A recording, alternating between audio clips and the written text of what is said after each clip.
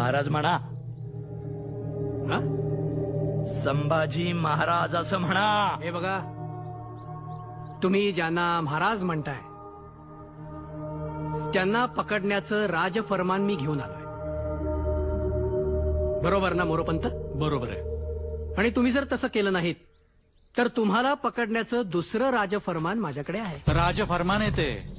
माझी फौज घेऊन माझ्यावरच आला सोय रे शेमण्या. हे बघा, तुम्ही संभाजीला अटक करा आणि महाराज म्हणा. अनाजी पंत, हंबीरराव म्हणतायत तसं शंभूराजांना महाराज म्हणा. का? कशाला विषय वाढवताय? काय चुके त्यांचं? महाराज म्हणा. हे बघा, आता आपले महाराज राजाराम महाराज, परवापासून तुम्हालाही त्यांनाच मुजरा करायचा आहे. उद्या राजाराम महाराज झाले तर सरसेनापती या नात्यानं मानाचा पहिला मुद्रा मी घालेन. तू आत्ता शंभूराजांना महाराज म्हण. नाही म्हणणार. अनाजी पंत,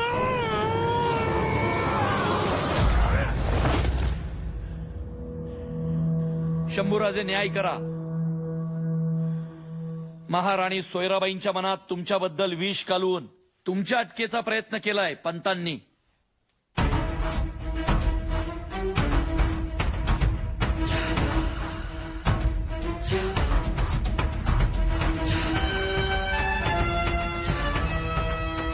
शंभूराजे वय, हुद्दा, स्वराज्याप्रती यांचं योगदान याचा कुठलाही विचार न करता न्याय करा.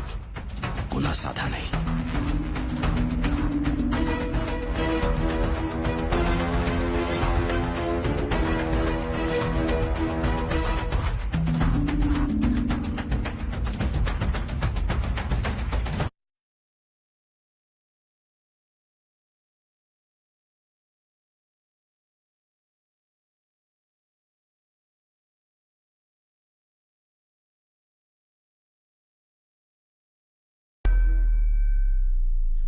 पंतांची तलवार आणि बुद्धी नेहमीच स्वराज्य निर्मितीसाठी झिजली आहे.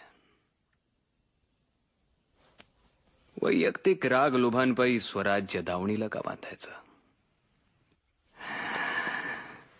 यांच्यात काहीतरी होतं म्हणून तर आबासाहेबांनी यांना इतक्या महत्वाच्या पदावर बसवलं.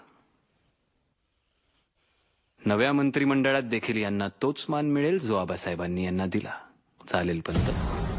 जी महाराज. पंत, फक्त ही शेवटची चूक असू द्या, कारण संभाजी गुन्हा एकदाच माफ करतो,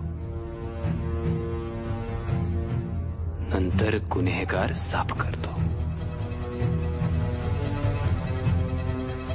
एवढं प्रेमानं समजावून सुद्धा वैयक्तिक रागापोटी अनाजी पंतांनी पुढे जाऊन नको ती चूक केलीच. औरंगजेबाचा मुलगा अकबर याच्या मदतीनं त्यांनी स्वराज्याविरुद्ध कटकारस्थान उभारलं आणि म्हणूनच गुन्हा एकदाच माफ करणाऱ्या शंभूराजांनी अखेर त्यांना हत्तीच्या पायी दिलं.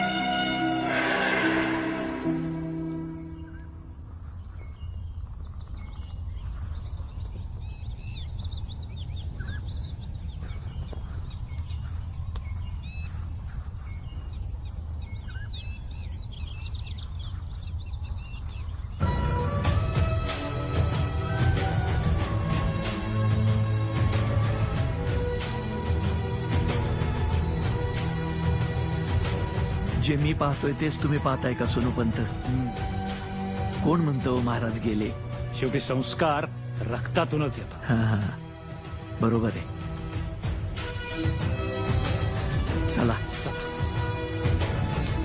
जणू थोरले महाराज जगदीश्वराच्या दर्शनाला आलेत असाच भास होतोय.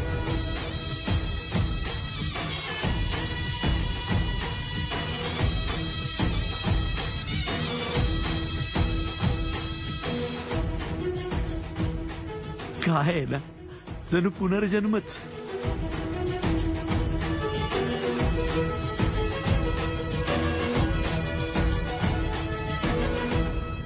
आंबेर मामा, अवघी रयत शंभू महाराजांवर प्रेम करते आणि करत राहणारच. पण प्रश्न फक्त महाराणींचा आहे, तो मी सोडवणार. चला.